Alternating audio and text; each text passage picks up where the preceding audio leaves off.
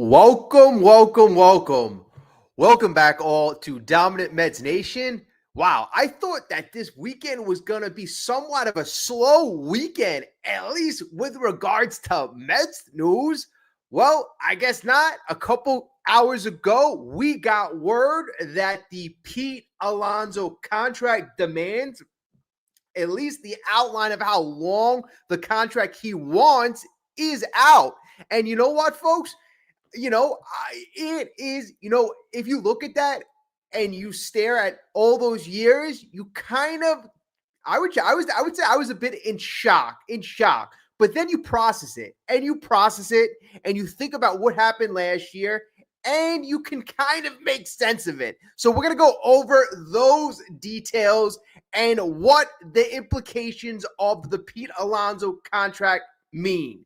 Because, folks, all this is about strategy. Last year was, remember, folks, it was a strategic failure by Scott Boras and by Pete Alonso. So this year, we are doing things a bit different. If you remember, last year, that number that was floated out about Pete Alonso in terms of how long the contract was, he said that he wanted, or it was out there that he wanted a contract similar to the Prince Fielder length. So Prince Fielder, his contract length was around 10 years. So everybody, when they heard that, like, oh, Pete wants a contract around 10 years, everybody and their mother were wondering, what the hell is he thinking? What is Scott Boras thinking? What is Pete Alonso thinking? And I think that really screwed Pete's market. We all know Pete had that draft pick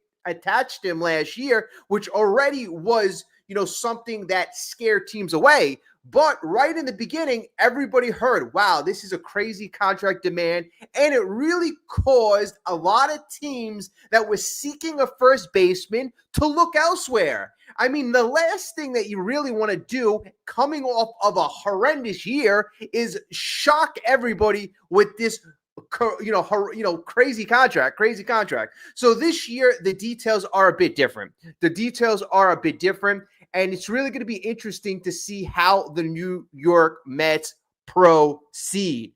Last year, just like other teams, the Mets played hardball. They did, folks. The Mets played hardball. Whether you love Pete, hate Pete, want Pete, see Pete, you want him to go, stay, whatever you want. I mean, I'm going to go over a list of 5 positives and 5 negatives in a little bit, but last year, certainly the Mets played hardball. Pete was coming off a year of utter disappointment, really utter disappointment. And from a personal standpoint, this year, Pete just did great. So let me get to the years and then let's go into some of the details. So apparently, Pete Alonso is looking for at least a 7-year contract. A 7-year contract, which, to some of us, you could fall off a chair because at the end of the day, Pete got a 2-year contract last year, a 2-year contract. So now, a year later, a year older, one would think, is that a reasonable contract? So you really got to put it in perspective and you really got to look at the whole journey, the whole picture. Pete can ask for whatever he wants. Last year, he floated out, like I mentioned earlier, 9 or 10 years. And I think that scared everybody away.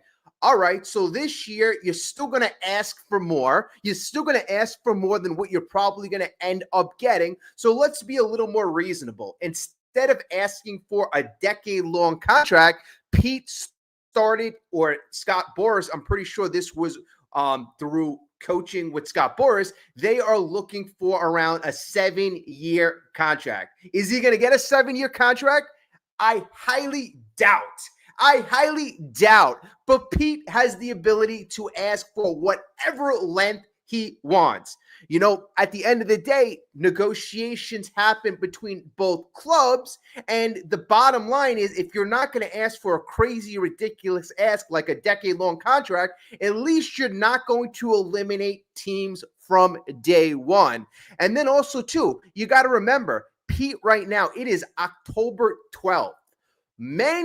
Much time between now and when Pete can actually sign a contract. So if Pete is already floating out a 7-year deal right now, there is plenty of time for that to change or for that to get to a more reasonable level. So and I also think that Pete's camp right now, floating this idea right now, he can see what the reaction is. He can gauge the interest, and he can gauge the interest from teams that don't have the ability to fill spots. So let's just say, 20 teams, well, you get feedbacks from more than half the league saying, hey, that your Pete's pricing himself out of this year's free agency.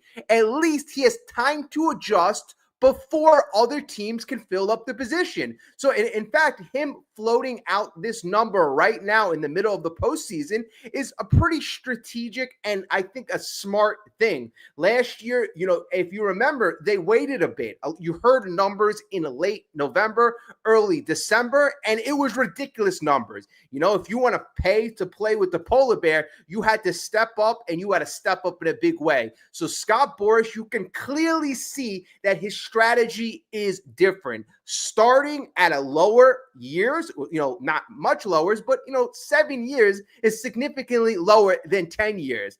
And him presenting this information in early October is much different than him presenting this information in early December. So there is certainly a different strategy in terms of presenting the information to the news. So the one who, I believe it was Mike Puma. Mike Puma was the one who got the information. So, congrats. The Post is actually getting a lot of great information about the Mets.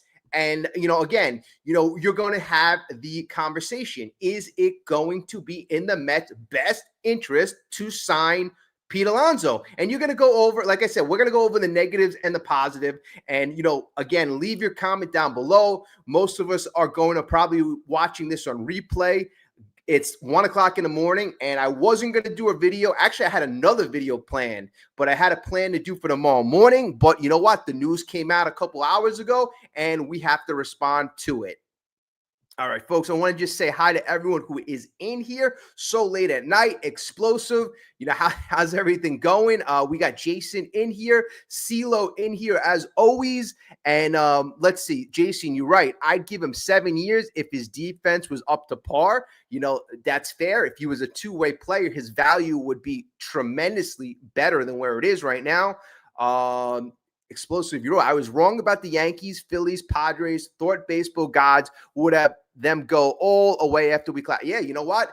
All those teams are out. And, Yankees and Phillies specifically, the Padres were a team that, I really respected. I really did. So to see them get bounced so early, just kind of shows there's a lot of new blood in the playoffs. Really not a lot of new blood. And the way you build a team, the way that it was thought to build a team is kind of changing. It's really changing. It's evolving. That's a topic for a different day.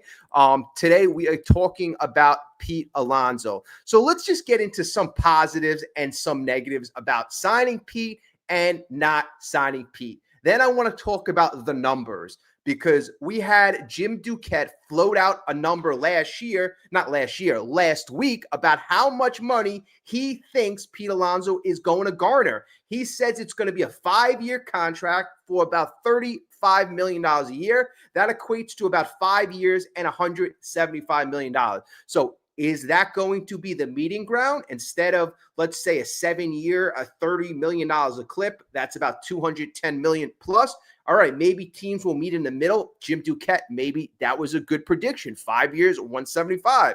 We will see. We're going to break that down shortly. But again, let's get to some positives and negatives. So 5 positives that I came up with, and these are pretty obvious. So right now, Pete Alonso, he gives you that elite production from the power side that is hard to find in baseball. It's really hard to find a consistent guy who can hit 40 home runs, 100 RBIs, and not only does he hit homers, this guy is consistently driving in close to 120 RBIs. Hitting with runners in scoring position was a weakness in 2024, but he came back with a vengeance in 2025. And not only does Pete hit the ball, he hits the ball hard. He always averages high in exit velocity in terms of, the 90th percentile. He worked on not chasing the breaking ball this year, so you saw he had a more disciplined approach. Is that something where he's going to grow throughout his career? His batting average, as a result, went up this year, so that is a good sign. So you got the elite power production. Really few players across MLB have that kind of combination, power. And also, when I say combination, I also want to mention his durability. If you look at Pete's 7 years with the Mets, I think the least he played was 152 games besides the COVID year. 162 games this year, 162 games last year. So combined with his durability and power, I could say, Pete, there's nobody in baseball that is more durable, and you combine that with power. Those two components, I would say Pete is the tops in MLB. Okay, so number one, you have that elite power production. We're talking about positives of signing Pete. And folks, if you're listening to this, it is kind of late at night. We're doing this live stream for you. If you can hit the like button, it really does help the channel grow. If you're brand new, MLB fan, Mets fan, we just love you to join the family. We really would. Okay, so number two, we're going to go to fan identity and franchise stability. You could argue over the last 6 years, maybe some people say Lindor, but clearly, Alonso has been one of the primary focal points and faces of the New York Mets. He is homegrown. He's charismatic. He's adored by the fans. Retaining him sends a message that the Mets value loyalty. They value continuity. And I think that is sometimes crucial, especially in a time where you just changed the whole coaching staff. You got a huge superstar last year in Soto, brand new player. It's good to have some type of continuity when you're about to go into change. We know the New York Mets are going to shake up the roster. We know it. And having some type of continuity, especially a guy like Pete, who's been here for a long time, he's a good bridge. He's also a good bridge. It sends a great message to the fans, and it gives your franchise stability. Okay, number three, I put clubhouse leadership. And I know this is debatable. I've even debated Alonso's leadership, but I can't deny that a good contingent of the Mets clubhouse loves Pete. And you know what? Whether you love Pete or hate Pete, you never hear any of the players say anything bad about Pete. So I got to really give Pete that type of respect. He is respected in the locker room, and he's known for his work ethic. He surely is. He's known for his work ethic, and he's known for his energy. Obviously, we've seen him compete in those home run derby contests. Pete's always those guys. You can't say anything about his energy and his work ethic. He plays every single day. So it is so on display.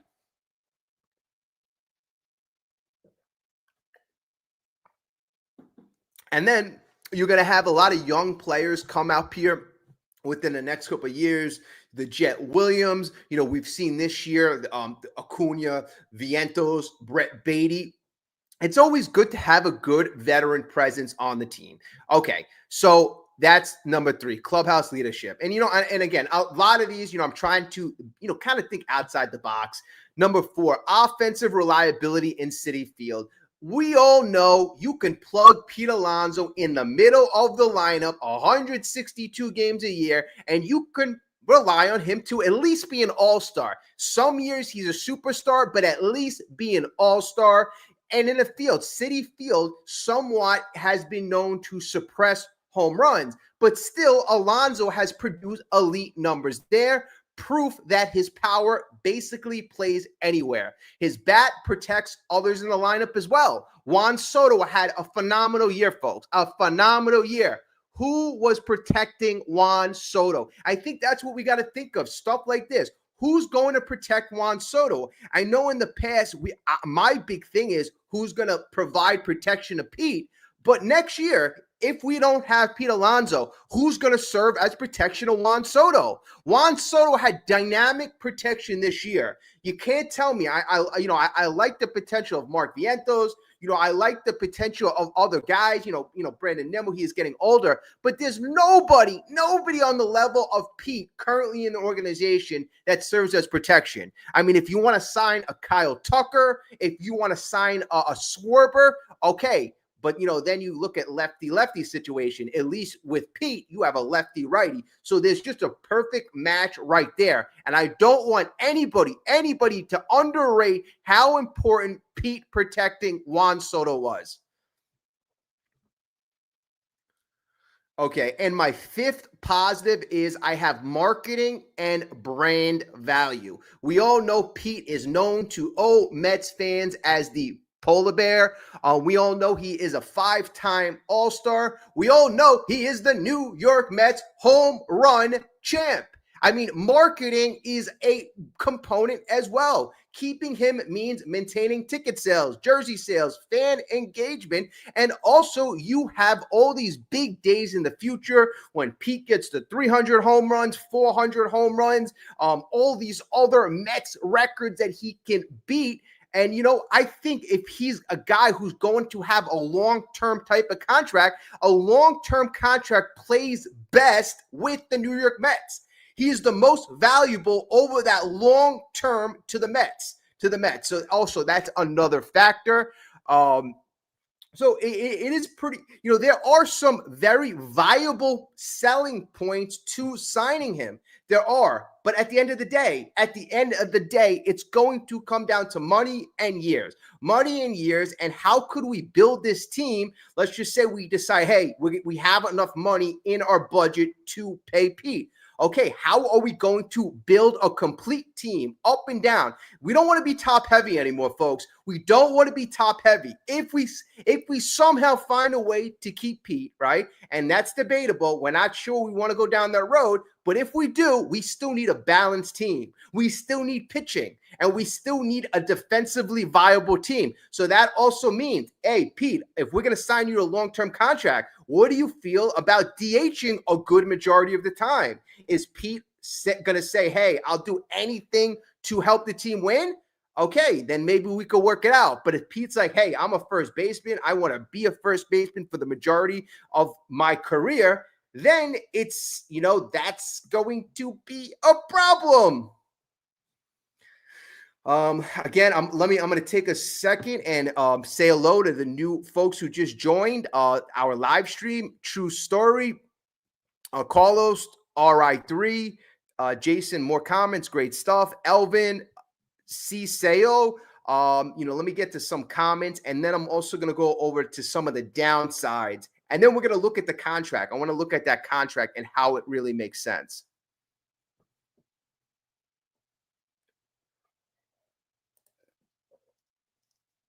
True Story. He gone, not for 7 years. Well, I think that was the most common reaction. 7 years, a lot of people are like, hell no way. It's way too long. Signing him till he's almost 30 years old. But the thing is, when I heard it, I was like, hey, 7 years? No, he's not going to get it. But at the end of the day, it's a negotiation tactic. You start at 7 years.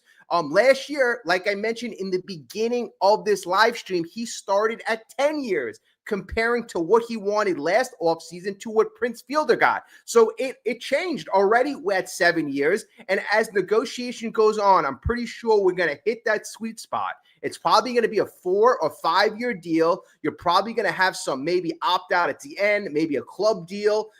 They're going to work it out. Pete's going to get his money. And, and I'm hoping that the Mets, I'm hoping the Mets can find a way to make it work. But at the end of the day, we got to look at this team going forward. We got to look at this team as building a better defense. We got to look at this team as building a complete lineup 1 through 9. I had a lot of people messaging me saying, how are we going to replace Pete's bat? There's nobody in MLB that we could sign. If you sign Kyle Tucker, it's $500 million. Who the hell are we going to sign? Schwarber, he's a good DH, but who knows how he plays in Citi Field. It's going to be who's the guy? Who's the guy? And I said, this is what we got to do. You can't look at it as replacing Pete. That's not how you win. Teams beat the Yankees, and the Yankees have an Aaron Judge. Aaron Judge can be, considered the best offensive player in baseball, him and Shohei Ohtani. But Aaron Judge is out of it because you have a balanced attack. If the Mets have a balanced attack, 1 through 9, a balanced, consistent attack. We play fundamental defense and we pitch. That is how you're going to, replace Pete. Going to build a complete team up and down. And Carl, I swear I didn't see this. I swear I didn't see this question. But again, like everybody's been saying, if Pete is not back, then who? And like I'm saying, it's going to be a collaboration. Like, here's the thing. If my last year, my top 3 players I wanted, this was last year. And I'm going to tell you my top 2 this year. Last year, I wanted Garrett Crochet. I wanted my ace. I wanted Bellinger because we needed a center fielder. Plus, he could play all around the infield. Not all around the infield, but he could play in multiple spots. And number 3, I wanted Juan Soto. So we ended up getting one of those players. This year, I still feel that we need an ace in the worst way. I know there's, who do you consider an ace? There's not many aces out there, but, I still think you need a guy. And, there's rumblings around Tariq Skubal, right? That was actually the video that I had scheduled for tonight. But the news of the Pete Alonso contract numbers, I had to push that aside. So again, if anybody wants to see that, actually hit the notification just so you get the notification of the video. Actually put a lot of work into that, and that should be coming out probably tomorrow, maybe the next day. I got to see what news comes out tomorrow. But my 2 players, if I could choose between anybody that's available, would probably be Tariq Skubal, because I still feel in the worst way you need an ace, and Kyle Tucker. But at the end of the day, if Kyle Tucker is going to cost $500 million, then, how many 500+ million contracts can you actually have on the team? But those would be my 2 wish list if money wasn't an option.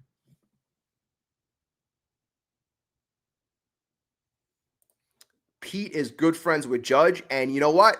I mentioned the other day, what would be a nightmare scenario? Edwin Diaz, Pete Alonso, they're going to be free agents.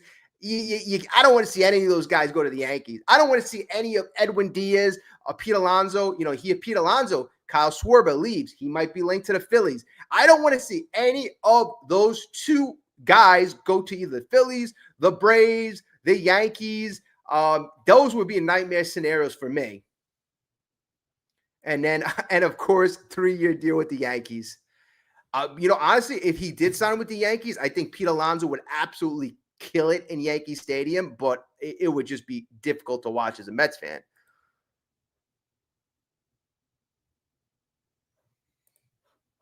And, this is a good point. How can we have a World Series team if we can't get rid of the dead weight? There was a lot of dead weight at the end of the lineup. There really was. I know we had some injuries, but there was a lot of dead weight at the end of the lineup. And, there were a couple times in late August when you saw Mullins in center field, when you saw Soto and right, and when you saw Nimmo and left. And I said this continuously, that is the worst defensive alignment in all of baseball. In terms of outfield, that outfield was horrendous. Now, when you put Tyrone Taylor out there, the outfield was much upgraded, but that was a horrible outfield. And then you have Vientos at third base a couple of games. Lindor had trouble in August defensively. McNeil was losing range at second base. Alonso couldn't hit the pitcher running to first on those tosses to first. I mean, defensively, we were bad. We were an unfundamental team all year long. So it's got to be defense. I mean, the new news is you have Juan Soto potentially taking reps at first base or going to take reps at first base. But that's to be expected. If you have a guy who's going to be here for 15 years and he stinks in the outfield, of course you're going to see how he plays in another position. But I know there was a lot of speculation because people were saying, hey, that means that Pete's virtually gone. No, it doesn't mean Pete's virtually gone. You want to be flexible all around. Pete can't play 162 games a year every single year. And that's also another problem. If you're going to sign Pete long-term, there's a downside. There's certainly a downside. Before I get into my list, the downsides, you could just say this right off the bat. Pete's had a lot of wear and tear. He hasn't had a lot of time to rest. Are all these games, when are they going to catch up to him? Because if you look at how first basemen usually trend, at least the Hall of Fame, all-star level first basemen, they usually tail off after 32 in a big way. Freddie Freeman excluded. A lot of first basemen, Miguel Cabrera, Albert Pujols, Ryan Howard, really, like, the list goes on and on. I remember looking at that list, and a lot of these Hall of Fame caliber guys, big, and I'm not going to say Pete's out of shape. He's just, a bigger guy, but how does he project? This year, he kind of showed us. Pete came into camp great shape. Give him all the credit. Not only did he come in great shape, Pete was flexible. If you saw him the first couple of months, you could see like how he was swinging. He was taking these swings that I haven't seen him take since 2019. So you really give him credit what he did in the offseason. So if he's found a way to keep his body younger and in shape and durable, hey, that's something. But again, Father Time is undefeated. So that age and the fact that he's not, he's never been an athletic guy. So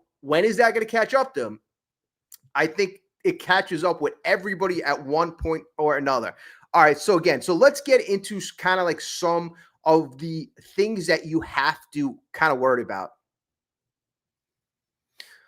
All right, so let's do this. So 5 positives about letting Pete go. All right, let's look at the positive side. I want to be positive. So let's say we decide to let Pete go. Let's look at the positive. So number 1, you avoid the long-term decline risk. A 7-year contract could have Alonso play up until 37, 38. That's risky for any team. And then to mention, like I was mentioning a few short moments ago, he's a limited defensive player.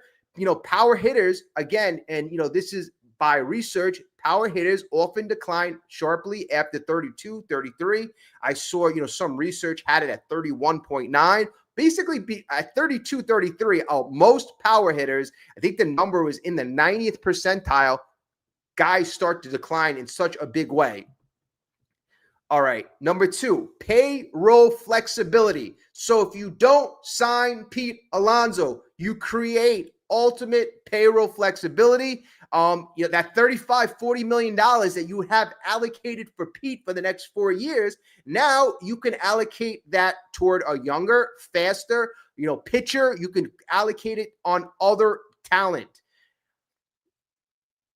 And then also, when you look at what David Stearns wanted to do, it was all about run prevention. The only thing Pete has trouble and it's lacking is the run prevention part of it.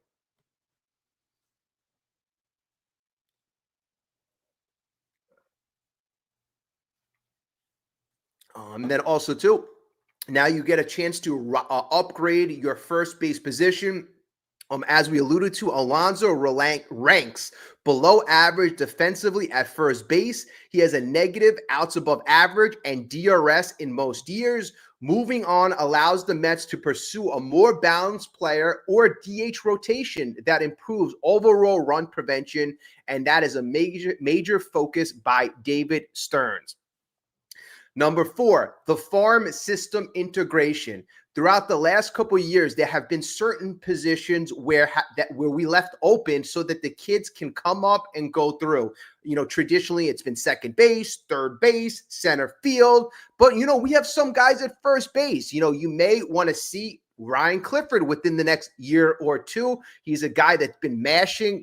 He's been doing very well. So maybe that's a guy you want to look at sooner rather than later. Letting Alonso go can open up the path for one of them.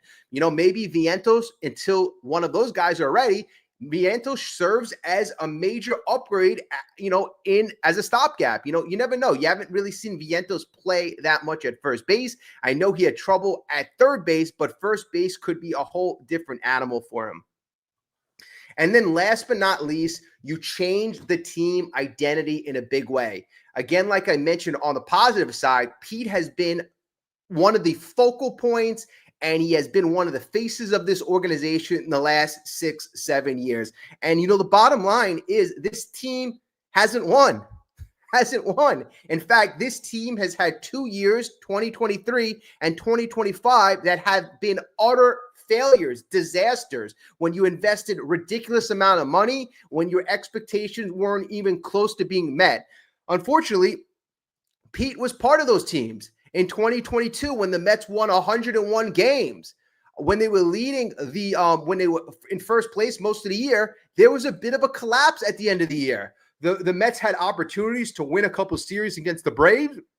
They had an opportunity to advance against the Padres. They didn't come through. And in 2022, even though they won 101 games, I consider that a failure. Now, I do want to mention in 2024, yes, Pete had some great clutch moments down the stretch against the Brewers in the Phillies series. So I can't take that away from him. That home run against Devin Williams, that'll be in Mets lore forever. But again, you change the team identity. Letting Alonso go signals a full commitment to the new model, one less focused on big names, more focused on sustained competitiveness, and then you are really going into David Stearns mode full bore. All right, so those are some of the positives of letting Pete go. I just want to show you that there's two sides of every coin. There's positives of keeping Pete, and there's positives of letting the polar bear go.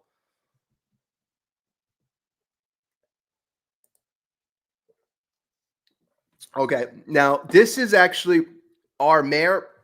I'm very glad that you brought this up. 5 years, 155 million. The last 2 years of the contract, he's a DH. Now, on the thumbnail, I put what's a reasonable contract? What's a reasonable contract? The funny thing is, a reasonable contract, I put before this video anywhere from 5 years, 150 to 5 years, 160 million. So I believe that would be about $30+ million a year. And I think that's more or less a fair contract. That's more or less a fair contract. And the last 2 years, you say he's going to be a DH. That means you would have him at age 31, 32, 33, and 34. No, I'm sorry. 31, 32, 33, 34, and 35. So you can have him up until age 35. Nothing crazy. And he's getting paid very, very well at 5 years, 155 million. I think that's a reasonable contract, but I think because of the demand this year, teams are going to be unreasonable.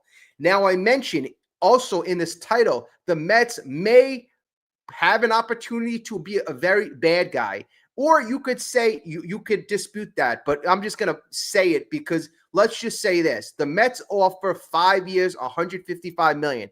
Great contract. He's going to be one of the highest paid players at first base.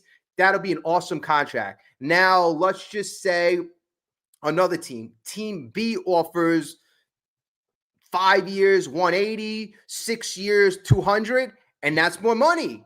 But we all know, and a lot of people have said this, Pete loves being a Met. Pete is going to be a Met. Pete, would leave money on the table to stay where he loves. That would be the true test of commitment.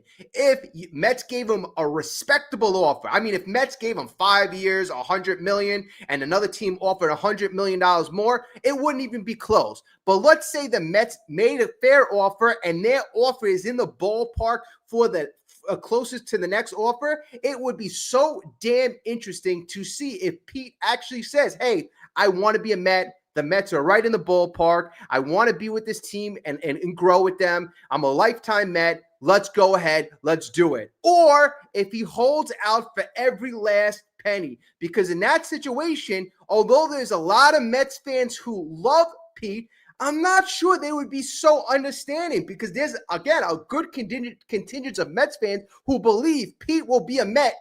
He would choose to be a Met no matter what. I'm more of the belief, and I think I would probably say 90% of players, maybe even higher than that, maybe 95% of players will go to the team that's paying the highest money. Teams may say, a player may say, oh, no, I'm going to this team because they got a great clubhouse. They got a great chance of winning. They may say all these other teams, but it is ultra rare for a player to leave a lot of money on the table. I mean, Jalen Brunson of the New York Knicks, I always bring that up because the guy left like $100 million on the table if he would have been a patient for a year. So that's very rare. But, baseball's a little different. Baseball's not a salary cap league. So in a non-salary cap league, a guy like Pete Alonso is going to say, hey, pay me the most money. And then another Met fan may be saying, hey, if we give you $40 million a year over 6 years, now this is going to hurt the team because now we're not going to have as much money to spend elsewhere. But then Pete and his camp will say, it's not a salary cap league. A guy like Steve Cohen, billionaire extraordinaire, all he has to do is keep spending and spending and spending and spending.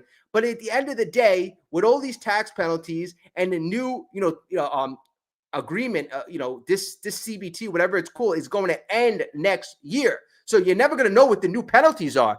God forbid, now the tax penalty over $300 million is like you have to pay 100, almost I think 90% taxes. So it's almost like you pay double. Like God forbid they put like a 200% penalty. That would be insane. That would be insane. But they may do something because teams haven't been afraid to go over. The Dodgers, the Yankees, the Mets, and other teams have sniffed around that Steve Cohen tag. There may be, some type of, kaput where you put like I said, a 200% tax. We don't know. But, that's why if you're Pete Alonso, you're going to want to get as much money this year so that you don't have to deal with any of these stupid restrictions that may come into play next year.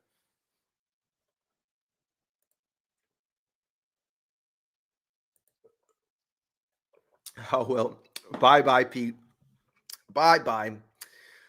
Well, this whole Pete Alonso thing, it's going to be interesting because, the good thing about Pete and the good thing about Scott Boras is there's going to be information coming out. Scott Boras loves to use his friends in the media to convey messages, to convey information. So that's why last year when we covered Soto, we had the Soto saga, we had the Alonso saga. It was very interesting because we had little news nuggets coming out every day because Scott Boras gave us the nuggets.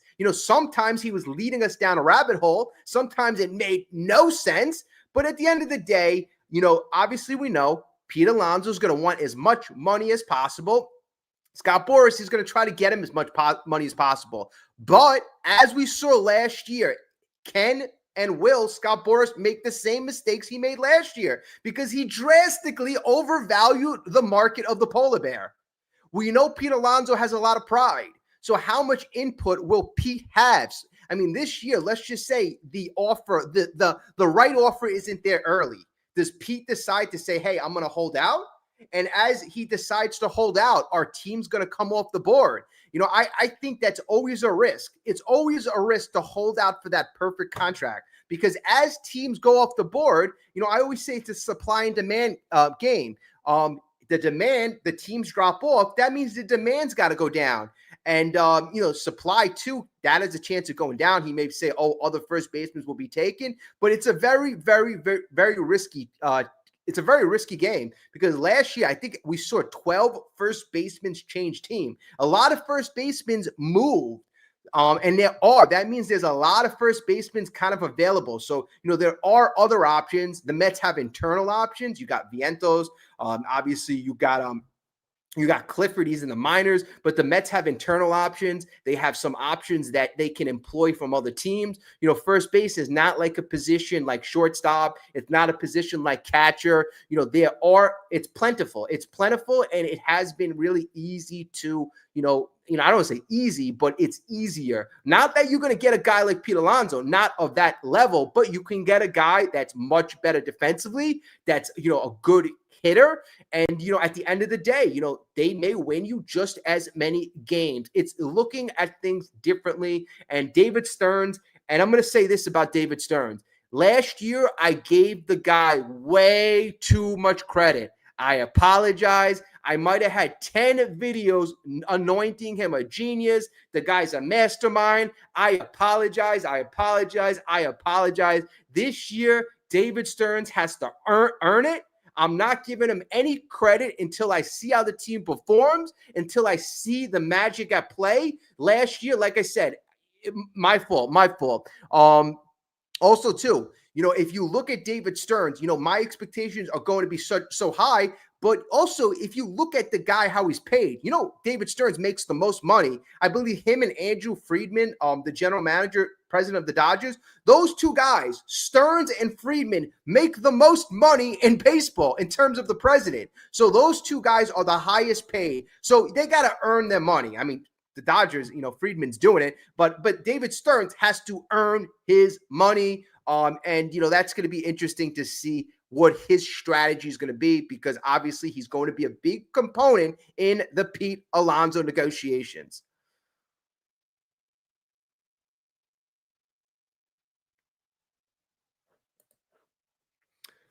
Remember, hey, what's up, game? Remember last year when it was learned that Pete's high demand was BS and Stearns was penny pinching him with the $3 million a year raise in Pete's free agency? Yeah, I mean, we remember that the Prince Fielder, comparison contract where he wanted 10 years. Scott Boras did ultimately deny that. No, that's not what we want. We want a 6-year contract, But even though he denied it, it still was believed that his people put it out there. But again, yeah, that is a good point. He did ultimately deny that rumor. But it is going to be, that's why Scott Boras clients are very interesting. Scott Boras doesn't behave like a normal Major League Baseball agent. It's always got to be about Scott Boras. He's always got to get the highest contract.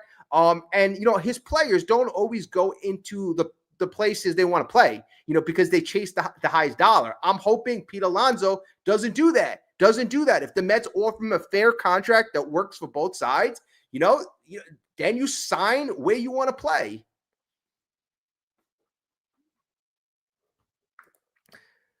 All right, what's up, Dan? Okay, so let's clarify this. There's no dilemma. If Pete expects 7 years, he's bugging. 4 years with the mutual option. If not, the next best bat or move Vientos at first.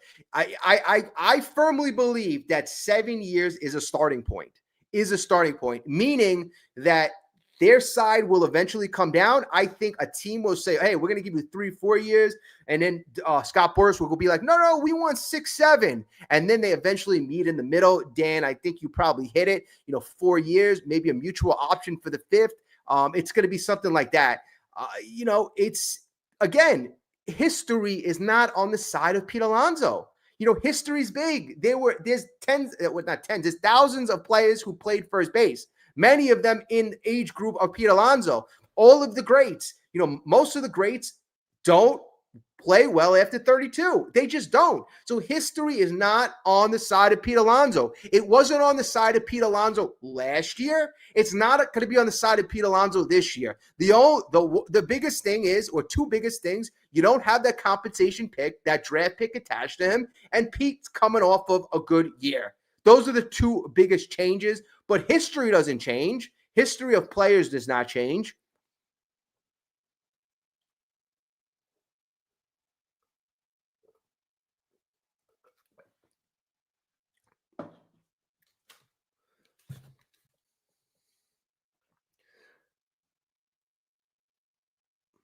All right, I'm gonna get you that. I'm going to get you what I would pay Pete. Hold on.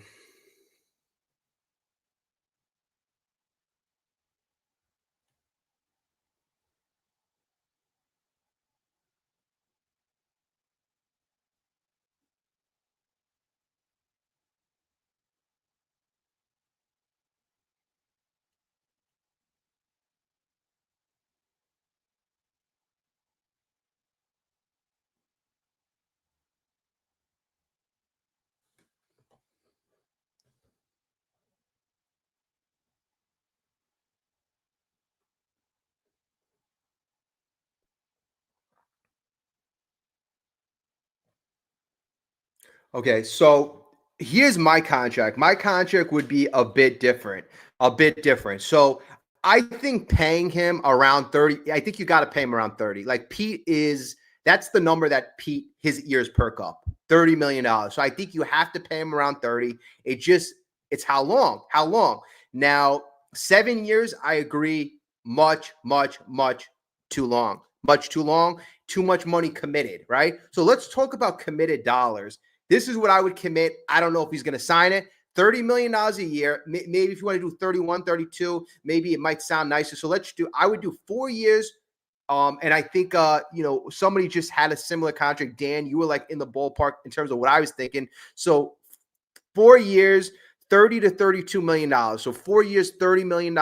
So I'll do this. 4 years, $130 million.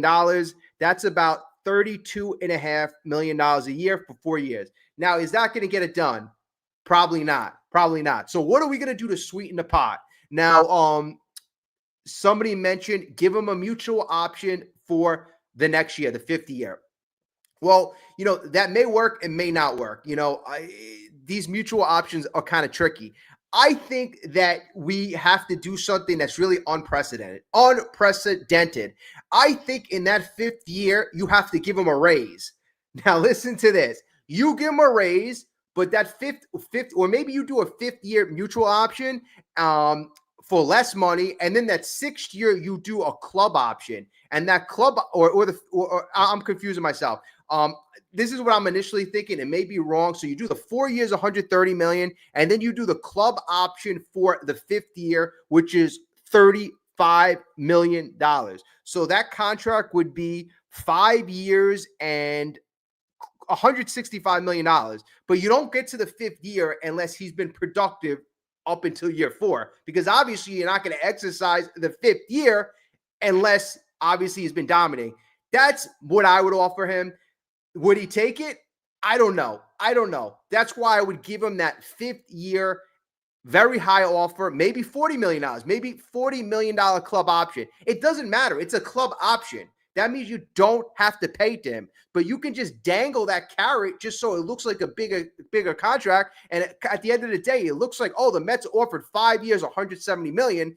But I just really don't believe in paying a first baseman, past 5 years. And I really don't believe in paying, allocating that much money when you have Juan Soto, Francisco Lindor, Brandon Nimmo, and 3 of those 4 players can't play defense. So, it's a bit of a tricky thing. I'm going to probably work out the contract a little better in terms of the options, but I would do something in those lines. Guarantee him $130 million, and then give him an opportunity to have a major payday if he produces at a high level, which Pete Alonso believes he would. He will produce because he's looking for 7 years. So in year 4, I'm pretty sure he thinks he could still play at that high level. So why not give him why not give him a club option at $40 million? And again, a club option means that only the team can exercise to pay him. If they want to pay him for year 5, they'll pay him $40 million. If they think that he's not playing up to the contract, bye-bye. That's a 4-year contract, and he's done. Again, that's why it seemed like it would be tough for him to take a contract like that.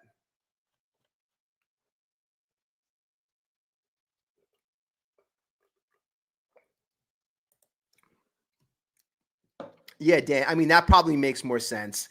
It makes sense. You can make it a 5-year that vests on games played. Bottom line, Stearns has to get creative. If Stearns believes Alonso is going to make the Mets, better over the next 4 or 5 years, if he's the best option, you got to get creative. If Stearns says, hey, you know what? No, I'm going to build my team 1 through 9. We need to get the back of the rotation better. The back of the lineup better. We need to get the front of our starting rotation better. We're going to need that $160 million to allocate it elsewhere. I think that we do have to do some major changes, really major changes. We know for a fact Soto and Lindor are going to be here. So that's a lot of money allocated right there. You got $50 million. $34 million with Lindor and Soto. So you got $80, $90 million every single year for the next 6-7 years already allocated. Round up to $100 million. That's a 30-year payroll. A 30-year payroll on 2 players. Then you're going to need a closer. Then you're going to need pitchers. That has nothing to do with pitchers. You're going to need pitchers. You already wasted $25 million on Manaea over the next 2 years. So the Mets, they're in a tight financial situation.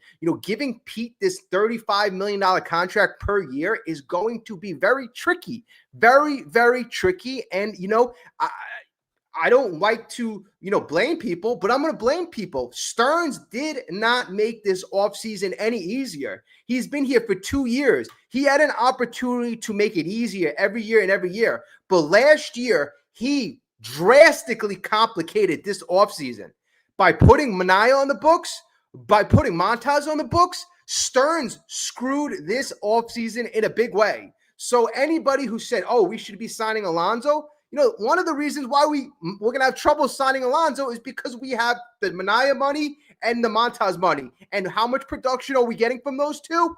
Zero. So that's a big reason right there. If we didn't have Mania, if we didn't have Montaz, that money could go to Pete Alonso. But, that's why it makes it so much more risky to have another contract, because those two contracts aren't working out.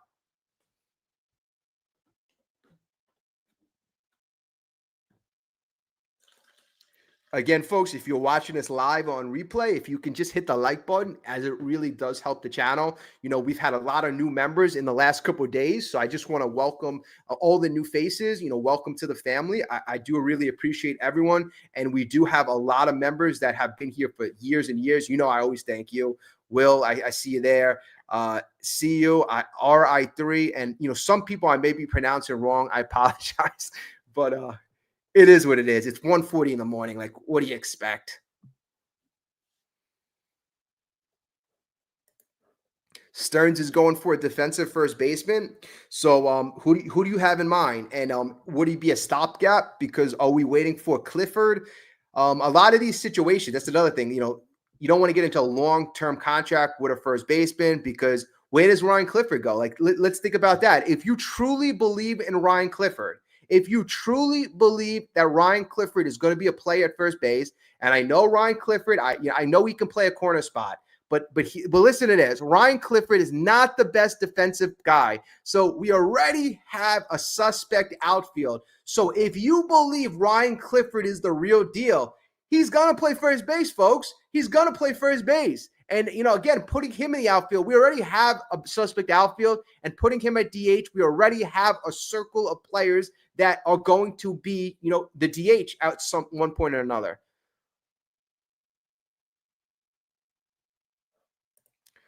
I agree. We certainly need to upgrade our center field. I've been saying this for the longest time. Last year, one of my things, I wanted Bellinger as the option, but my second option, if Bellinger it was too expensive in terms of dollars, the second option that I had was Brenton Doyle of the Rockies, which now I see is like on everybody's list. He was on my list last year, over a year ago, probably a year and a half ago. Brenton Doyle, two-time Gold Glove winner. He's a center fielder on the Rockies. The guy has crazy range. He's got a cannon of an arm. He has a 100-mile-per-hour gun, his arm in center field. He's got pop. His average kind of dipped down offensively, but that's a guy going to be 27 years old, I believe. I don't think he would cost a crazy amount. I'd want us to think outside the box. How about a guy like that? But no, that's when we pivoted to Jose Siri. And obviously, we all know how that worked out. Not very good.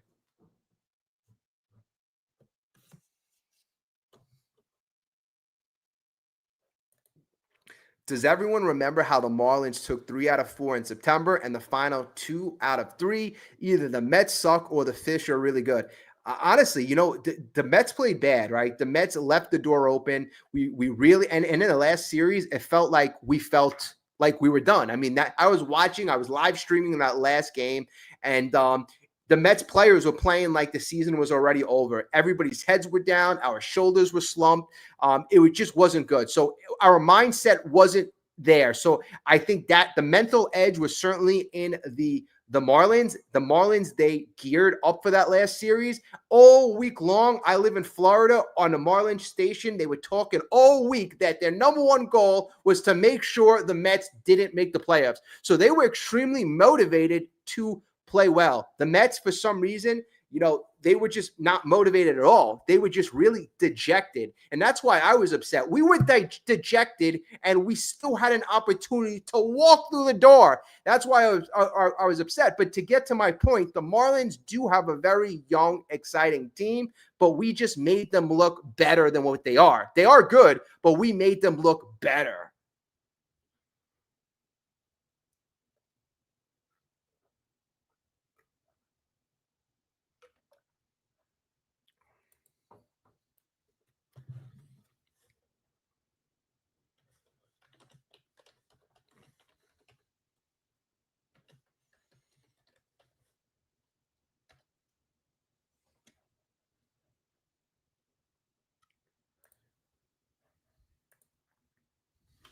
Now, I think we just need to elevate the talent on this team no matter how we do it. We need to elevate the overall talent of this team.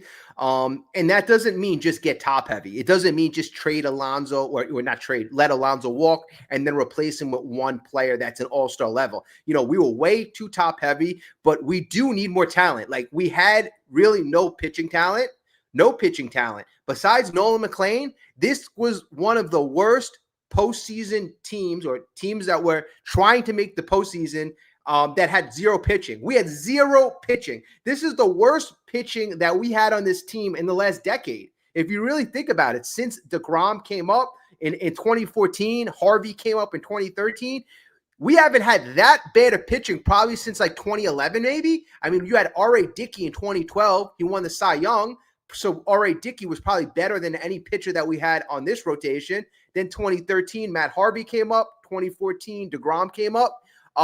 So I would say this is our worst pitching staff in a long time. Nolan McLean kind of showed you the power of an ace because when Nolan McLean came up, and I say how important having the mental edge is when you know that you have not one pitcher that can keep you in the game. What does that do to the offense? What does that do to the bullpen? It puts so much damn pressure on every offensive player. It puts so much damn pressure on every pitcher in the bullpen. But if you know you have an ace, a stopper, a guy like Nolan McLean, and possibly a couple guys, that gives your offense so much more of a mental edge. It gives them so much more confidence. So much more confidence. I always remember when DeGrom was healthy, when we had our pitchers going and pitching at a high level, I always remember the team playing better. When DeGrom was hurt, the team tended not to do well. And I think there's something to it. When you don't have that pitching talent, it affects all aspects of the team. Nolan McLean single-handedly kept us in the playoff race. I believe that. And if we brought him up a month earlier, I think that would have been the difference. If we made a trade for Garrett Crochet, that would have been hands down a great move, and we probably could have won close to 90 games. So we clearly need to upgrade our pitching talent in the worst way. And is there going to be a bit of redemption? Is there going to be a bit of redemption for a Mr. David Stearns last year striking out with Garrett Crochet and striking out in a big way? The Boston Red Sox went all in. They traded away Devers in the middle of the year, but the big acquisition in the beginning of the season was getting that ace, And, that team, they traded away Devers. I didn't think that they thought they were going to make the playoffs, but that just shows you the power of an ace.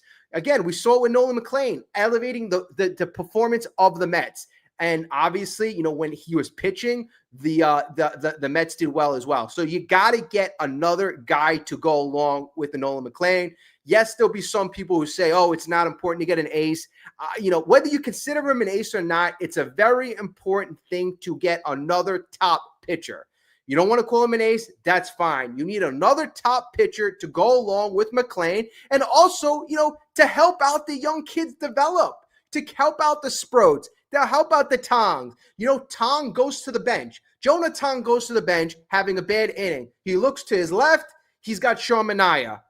Oh, okay, you're not doing well. He looked to. I don't think Senga was there. I think Senga was there in the beginning. Then he looked to his right. Senga was there. You're not doing well. Then he looks in front of him. David Peterson's there. He's not doing well. None of the pitchers were able to help a guy like Jonah Tong because all of them stunk. Years ago when you had that trio of Max Scherzer, Jacob deGrom, Chris Bassett, those three, that was a very good rotation. They would always have a little huddle after each game. And I thought they had an internal competition between them. We had none of that this year with pitching. It was all survival mode.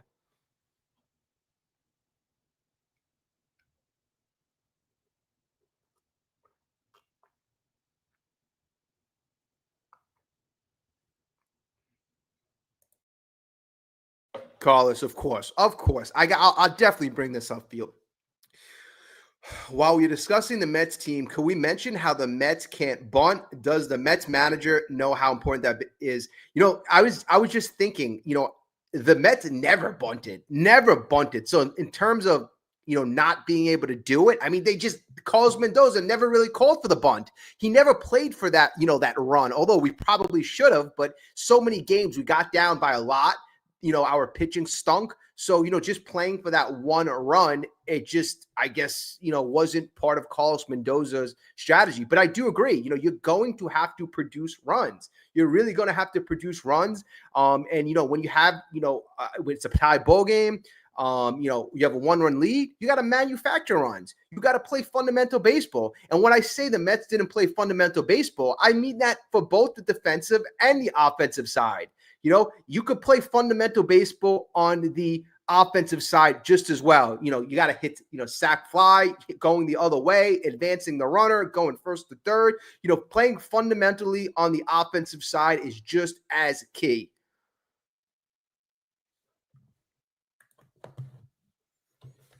In fact, let me check something.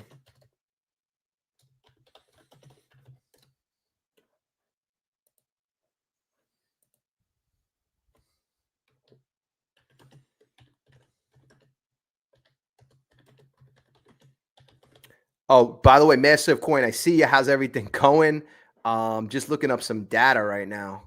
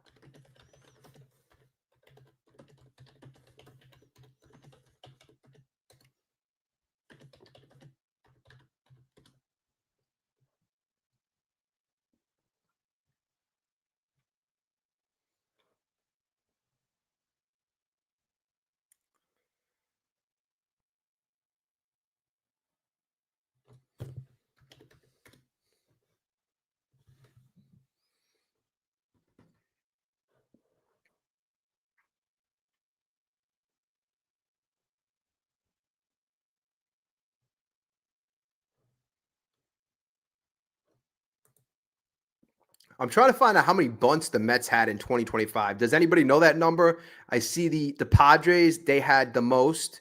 They had, according to this site I'm on, they had 46 bunts. But the Mets, the data is not coming up. I know they had to have at least one. Hey, what's up, Mark?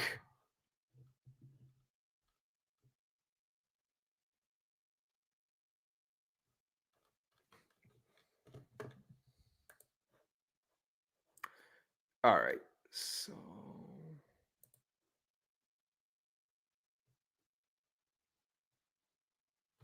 okay.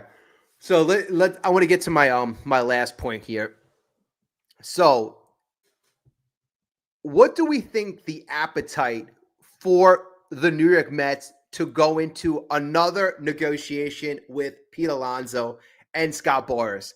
Because if we remember last year, do we remember what Cohen said? Cohen termed the Alonso negotiations as exhausting. Exhausting. That's what he said after he sat down with Pete Alonso. That's when they came up with that 2-year contract worth $54 million. Pete Alonso, David Stearns were not in a good mood, specifically the owner, the boss, Steve Cohen. So that's also another reason why, I'm not so confident that, I'm not confident at all that Pete's coming back. In fact, insiders from the New York Mets have already speculated that, he's most likely going to go elsewhere.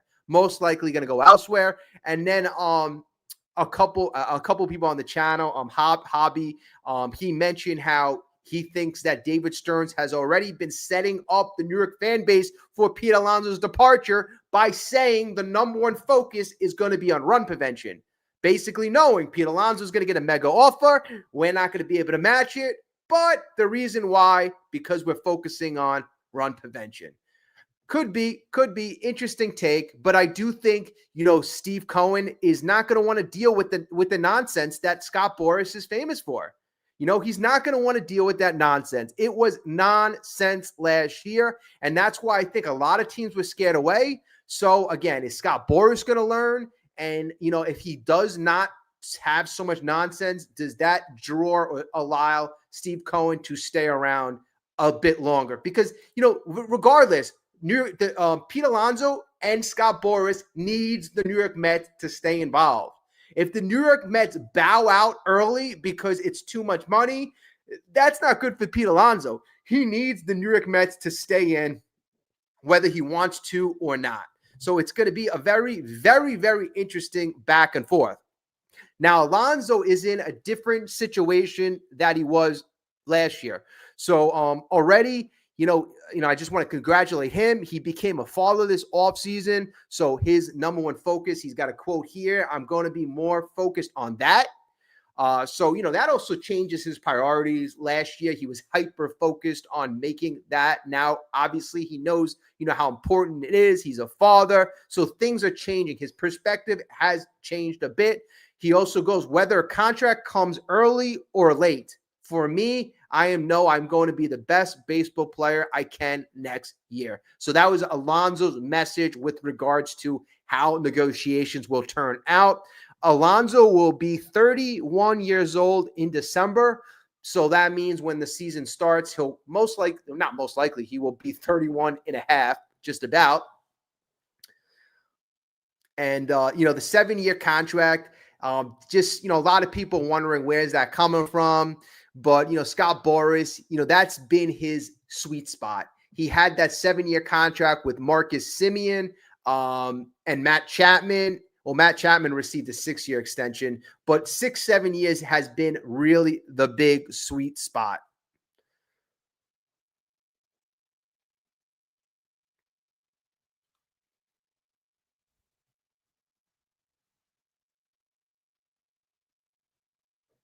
And then I'm just looking here, Alonso's defensive metrics. I know they were bad, but some defensive metric or some publications say that Alonso's defensive stats were among MLB's worst for a first baseman in terms of range and in terms of throwing.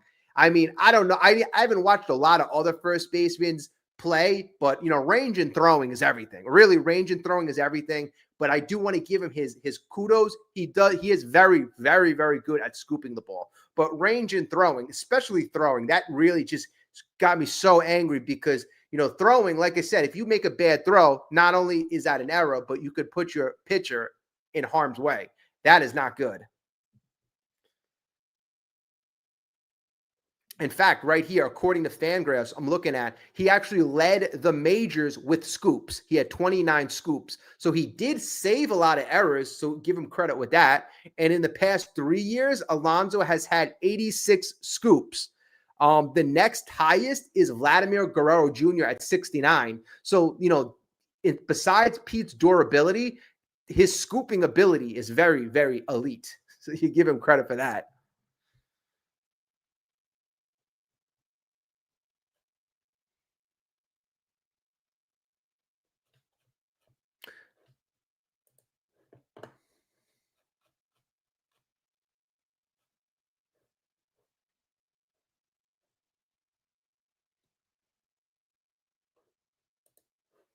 Pete got Senga hurt, and and the funny thing is, I think it was the last weekend, like he threw one of those high balls up and away from Nolan McLean, and Nolan McLean had to literally jump backwards, and thankfully he didn't get hurt. But God forbid, these throws put Nolan McLean in harm's way. That is just not good at all. All right, but folks, we are a little past the hour way mark. If you could just hit that like button, as it really does help out the channel. Tomorrow, what we're going to do is we're probably going to have a video coming out about some very top echelon pitching talents that the Mets could possibly be in the running for, again, is David Stearns. I'm going to say this. Is he going to be looking for redemption? When I say redemption, again, I'm alluding to the fact that he missed a huge opportunity to acquire an ace. He didn't get Garrett Crochet last year when Crochet was obviously available. He was then traded to Boston, and Crochet was willing to negotiate a very fair contract, folks. He didn't get a Garrett Cole $300-something million contract. The Boston Red Sox signed him for under $200 million. So not only was he a possibility to come to the Mets for this season, the Mets could have locked him up for a very, very reasonable amount. So, and he's a young ace. So again, are the New York Mets looking for some sort of redemption, or is David Stearns going to dig his heels into the ground and say, you know what, I'm going to stick to my guns. I'm going to go get after guys like Frankie Montas. I'm going to go after guys like, even though Griffin Canning worked out, but I'm going to go after that level of pitcher. They're going to put in my pitching lab, and I'm going to hope for the best. Well, you know what? Like I said, we got a bunch of young kids in the rotation. I think that we need stable veteran presence. If you can get a young pitcher that's of that ace level, that's great. But we definitely need good quality pitchers to at least stabilize the rotation and help the young kids develop. Like I said, if you're Nolan McLean, if you're Jonah Tong, if you're Brandon Sproat, I don't want them turning to the left and seeing Sean Manaea laughing after a bad start. It's not going to be good. Like I said, a couple years ago, you had DeGrom, Scherzer, Chris Bassett. You had talent, and you had guys who could steer the young kids in the right direction. We don't have that veteran presence anymore, or talented presence. So again, we do have to fix that. We definitely do have to fix that. So, all right, folks. So definitely look out for that. I'm going to be going, like I said, I wasn't going to do a video today. Got out of work at 11, but, we had the big news. So I wanted to jump on for you guys. But again, I will speak to everybody tomorrow. I'm going to get going for right now. I hope you all have a great night. Thank you all for the great comments. Great stuff. If I didn't get to your comment, I do apologize. Drop a comment in the video. Like the video. I will answer it. I promise. All right. Have a great day, everyone. Have a good night whenever you're watching this.